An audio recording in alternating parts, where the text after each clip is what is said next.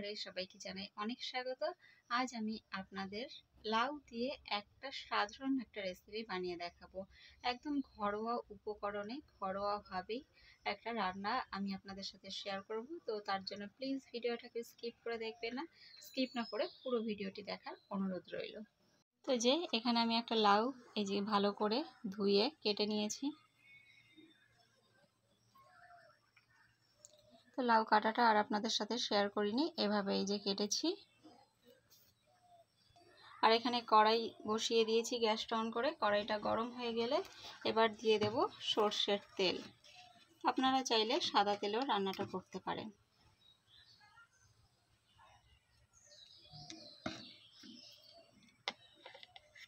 তেলটাও গরম হয়ে গেছে। এবার ফোড়নের জন্য আমি দিয়ে দিচ্ছি রাঁধুনি।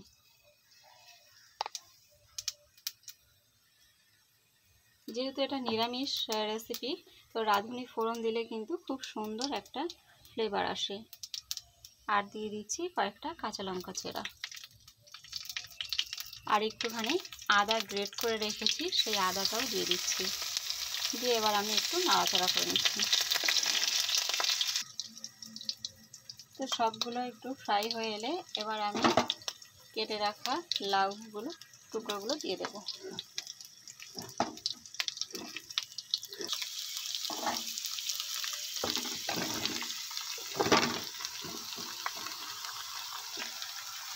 দেখুন পুরো কড়াই ভর্তি হয়ে গেছে। এবার আমি একটু নাড়াচাড়া করে নেব, আর এর ওপর থেকে একটু নুন ছড়িয়ে দিচ্ছি। স্বাদ অনুযায়ী নুন আর হলুদ গুঁড়ো দিয়ে দেবো। এতে আর আমি কোনো মশলা কিন্তু ব্যবহার করব না।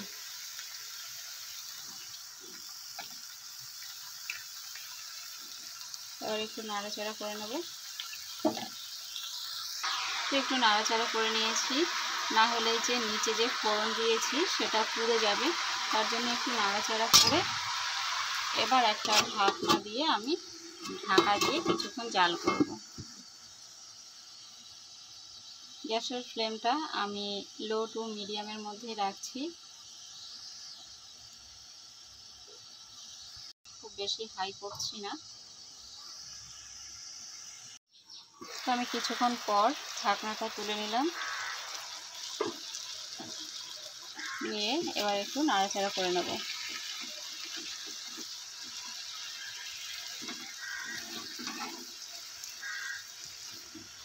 অনেক লাউ আছে যেগুলো একদমই জল দেওয়ার দরকার হয় না, এভাবে ঢাকা দিয়ে রেখে দিলে কিন্তু জল গলতে শুরু করে দেয়। তো এই লাউটা কিন্তু সেরকম হচ্ছে না, খুব একটা জল গলেনি, অল্প জল বেরিয়েছে। আমি অল্প করে একটু জল এবার এর ভেতরে দিয়ে দেব। তো এটা যেহেতু ছেঁচকি মতো হবে, তাই আমি খুব বেশি জল দিলাম না। এবার একটা ঢাকনা দিয়ে ঢাকা দিয়ে আবারও আমি এটা জাল করতে থাকবো। লো টু মিডিয়াম ফ্লেমের মধ্যেই আমি জাল করব, খুব বেশি হাই করে জাল করব না।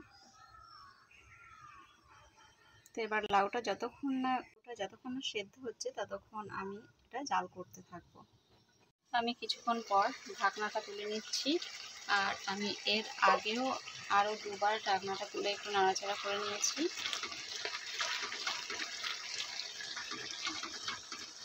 জলটা দিয়েছিলাম, জলটাতে একেবারেই শুকিয়ে গেছে।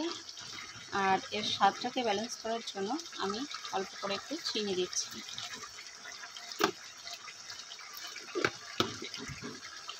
নুনটা একটু কম ছিল, নুনটা আমি দিয়ে দিয়েছি।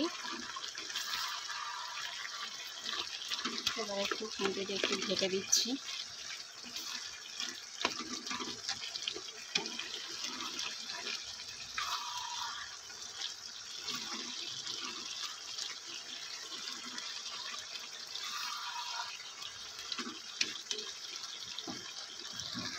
তো এটা প্রায় রেডি। এবার নামানোর আগে আমি অল্প করে একটু ভাজা জিরের গুঁড়ো এর ওপর থেকে ছড়িয়ে দিচ্ছি, আর দিয়ে দেব একটু ধনিয়া পাতা কুচি।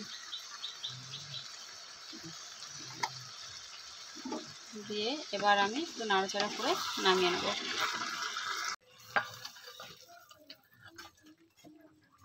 তো ফ্রেন্ডস, লাউ দিয়ে নিরামিষ রেসিপি বা ছেচকি একদম রেডি। আমি এখানে নামিয়ে নিয়েছি। আপনাদের এই রেসিপিটা কেমন লাগলো কমেন্টে জানাবেন। ভালো লাগলে একটা লাইক করে দেবেন। আর যারা আমার চ্যানেলে নতুন তারা চ্যানেলটিকে সাবস্ক্রাইব করে পাশে থাকা বেল আইকনটি অন করে রাখবেন। আর যারা আমার প্রথম থেকেই পাশে আছেন তাদেরকে অসংখ্য ধন্যবাদ। তো ভিডিওটা আজকে এখানেই শেষ করছি। দেখা হবে পরের ভিডিওর সাথে। ততক্ষণ সবাই ভালো থাকবেন, সুস্থ থাকবেন আর সাবধানে থাকবেন।